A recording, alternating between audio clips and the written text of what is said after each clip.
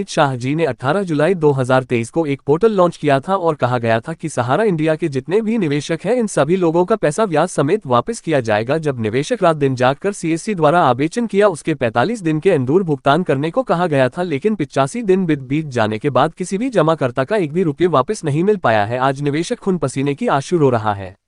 आज इन लोगों का सुनने वाला कोई नहीं, जबकि सुप्रीम कोर्ट से 5,000 करोड़ रुपए निवेशकों को वापस करने की बात कही गई थी। आज निवेशक मरने की कगार पर खड़ा हुआ है। न उनकी बात सरकार को दिखाई नहीं पड़ रही ही न सुब्रत राय को मार खा। ऐसे में निवेशक जाए तो जाए कहां। ऐसे में की पोर्टल से एक और मुबारकबाद दिया जा रहा है डीफीएनसी की। आप सहारा इंडिया के निवेशक ही नहीं है, आपका डाटा पोर्टल में नहीं है, आप आयकर दाता नहीं है। ऐसे में न सरकार कुछ बोल रही है न सहाराश्री कुछ बोल रहे। निवेशकों को कुछ समझ में नहीं आ रहा है आज हमारे देश में क्या हो रहा है, ये कैसी या की व्यवस्था है। आज हम माननीय प्रधानमंत्री जी से, स्वगृह मंत्री जी से निवेदन करना चाहता हूं कि सहारा इंडिया के करोड़ों लोगों को न्याय देने की कृपा करें, जिससे करोड़ों लोगों की जान बचाई सके। आज वह लोग एक एक रुपये जोड़कर सहारा इंडिया में अपना पैसा इकट्ठा किए कि कल हमारे अच्छे दिन आएंगे और हम बेटी का शादी करेंगे, स्कूल में पाएंगे, बच्चों को अपना घर बनाएंगे। लेकिन आज उन लोगों की आश टूटते दिखाई दे रही है। ये सब डीजीएनसी के कारण हो रहा। सब लोग सहारा इंडिया के लोग हैं, जिसको पोर्टल द्वारा डीफीएनसी कर दिया जाता है।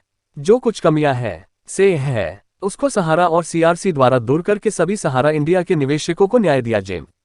अगर सीआरसी द्वारा भुगतान नवेली सहारा इंडिया द्वारा निवेशकों को इतनी बड़ी सजा न दिया जाए जिसे कराया जाए सरकार के देखरेख में, लेकिन वह अन्य हत्या करने को मजबूर हो जाए, समय रहते कुछ न कुछ किया जाए और करोड़ों निवेशकों को राहत दिया जाए। बहुत दिन हो गए सहारा सेवी से विवाद के उबर, अब हर निवेशक अपना पैसा वापस पाना चाहता है। किसी की बेटी की शादी करती है, किसी को बच्चों को पढ़ानी है, किसी की वाई है तो किसी को मकान बनवाना है, बहुत कुछ जरूरी कार्य रुका हुआ है। ऐसे में हम सरकार और सुब्रत राय को एक संदेश दे रहे हैं कि पोर्टल को बंद करके सहारा इंडिया के ऑफिस से भुगतान दिलाया गए और सरकार के देखरेख में ही इसी बात के बाद हम अपनी बाडी को विराम दे रहा हूं। हम सहारा इंडिया के निवेशक। धन्यवाद।